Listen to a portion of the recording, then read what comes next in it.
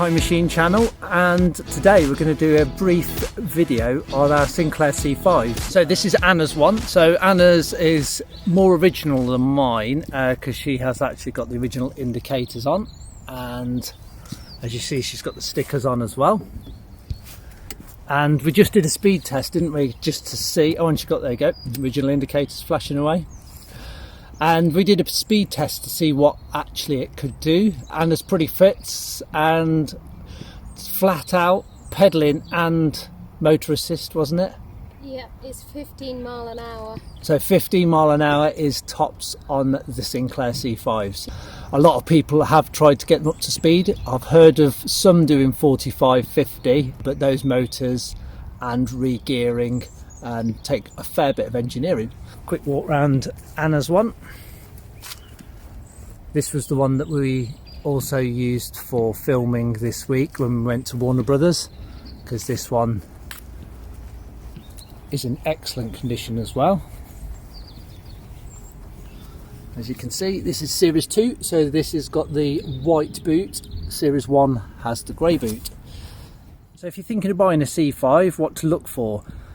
It's quite a lot actually. Underneath the chassis themselves, they do get rusty from being inside sheds and garages, so be careful on a rusty chassis.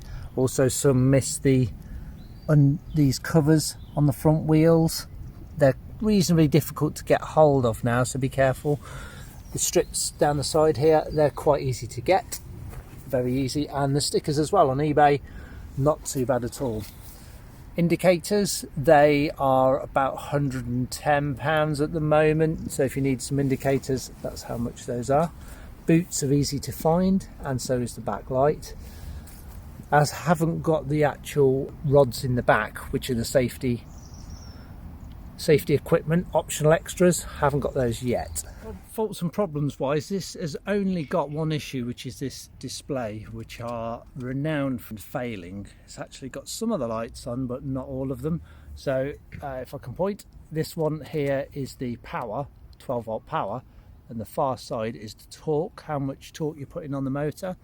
So you can assist it with pedal assist, just making sure that you don't overheat the motor, because that won't do it any good, because it is 36 years old now. Got to be a little bit careful with them. How'd you find the pedalling? very easy. Yeah? Yep, no problems at all. And just check the electrics on the actual pod themselves, because if you don't know electrics and you haven't got access to a soldering iron, those could be a little bit more tricky, although the Sinclair C5 Club will help you out there. Again, the bodies, they cannot be repaired very easy, so find one with a good body. If the body is not very good, but the rest of it is, you could actually find another body and swap all the equipment over. So how was the ride out today then? It's very good, very enjoyable. Good exercise, good fitness, better than the first day. And how did you find the steering? Very easy to manoeuvre it. Actually, not difficult, easily steer. Yeah, it's good. We've just come off-road on this field. Off-road clearance isn't the best, as you can see under there. So you've got to be a little bit careful with them. But they can get around most areas, especially around where we live, where we don't struggle, do we? There's enough drop curbs and everything. Yeah. So the bodies themselves on these two are extremely clean. The reason is I've scrubbed them well with a magic sponge, and as you can see they come up extremely clean. You'd never be guessed at that age. Actually, that's what everyone's been saying to us today. I can't believe they're 36 years old, because they're saying, where can we buy one from? I don't think Currys sell these anymore. Well, the last time I'd seen Currys selling these, they were selling them for £3.99 delivered, £399 that is. So they've had new tyres, the Kenda tyres on these ones, because the old Sinclair C5 ones had actually completely and utterly disintegrated, so a bit dangerous.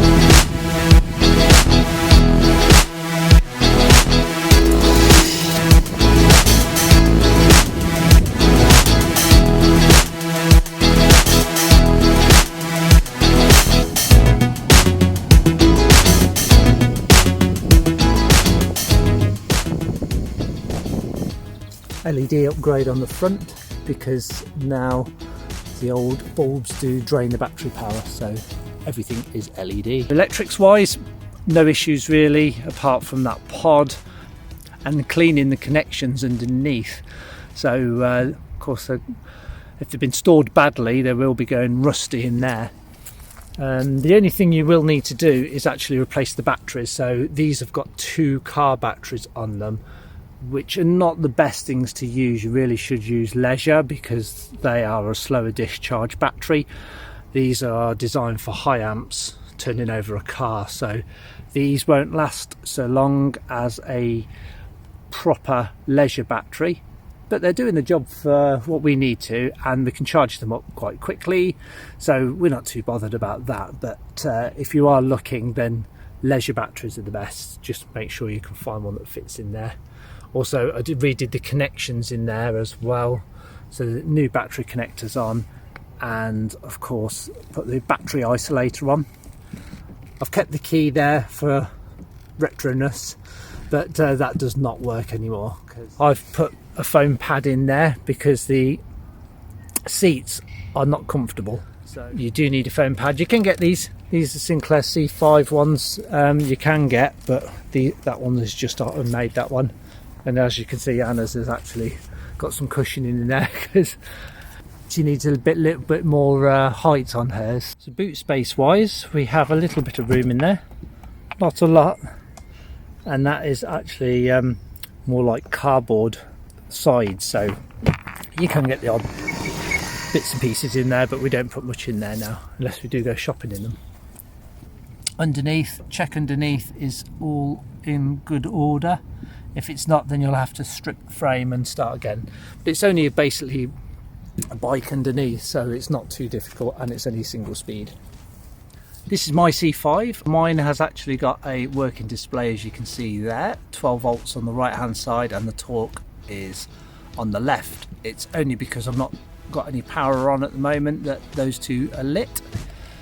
I've also put a clock in there, and underneath that there's another voltage meter. Also got another voltage meter just there, and I've actually kept the original key on mine as well as Anna's, so the only difference is we have a 12 volt cut off, so I can actually cut the whole power off and disconnect the battery from there. Also, mine has got different indicators, so I've got day running lights on mine instead of the indicators.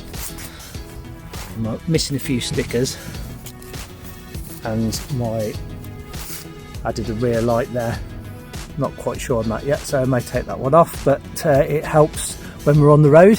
Another thing that is missing from most C5s, because of what it is this foam bar handle here, which helps with your comfort of the legs underneath. Sometimes that's missing. So that concludes our brief tour of the Sinclair C5 for today, and the sun's just dropping, so we're going to lose the light in a minute. But how many questions have we been asked? We've been out for maybe 2 hours, hour and a half. Must have had about 40 questions so far, 40 people, so everybody seems to love them. It's great to see the Sinclair C5's got some love for it still. That's it for today. See you on the next one.